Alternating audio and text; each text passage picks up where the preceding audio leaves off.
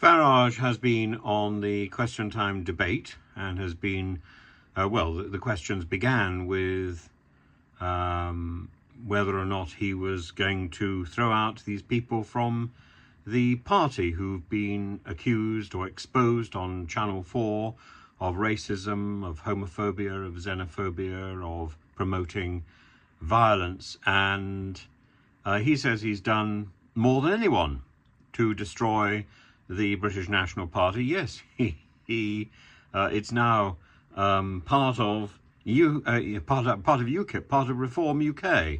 It's now part of his party. Yes, of course he's destroyed it.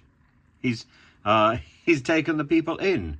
As I pointed out earlier, the fellow who ran his campaign in South Thanet the last time he stood as an MP, he stood as a candidate to be an MP in Westminster, had a background in the National Front.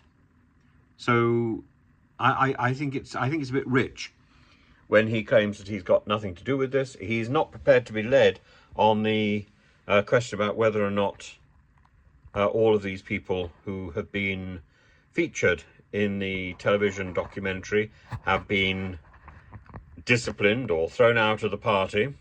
And he and Richard Tice have made it very clear that a lot of the allegations are purely allegations and that they're looking into them.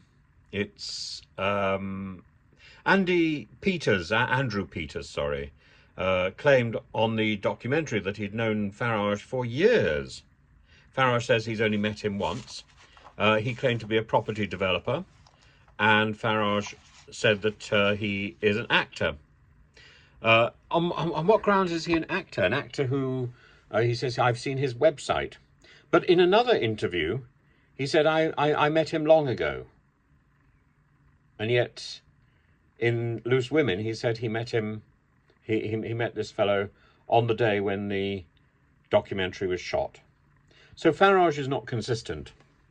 He thinks of his answers, he rehearses his answers, he's very cool, but he's far from reliable. As for George Jones and the homophobic statement, nothing. Leslie Lilly, nothing. Why not get rid of him? He's the person who talks about attacking people on small boats. Peter Andrews, yes, well, maybe he's gone, but gone with quite a question mark. And he's the person who talked about Islam being the most disgusting cult and that mosques should be turned into Weatherspoons. Why does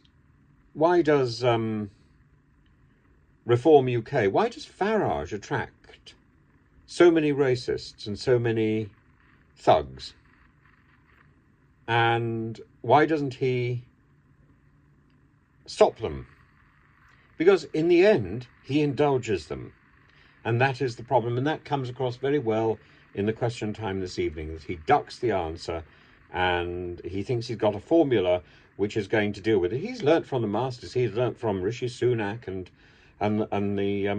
Boris Johnson. A formula of words is enough to silence anybody. Well, it isn't.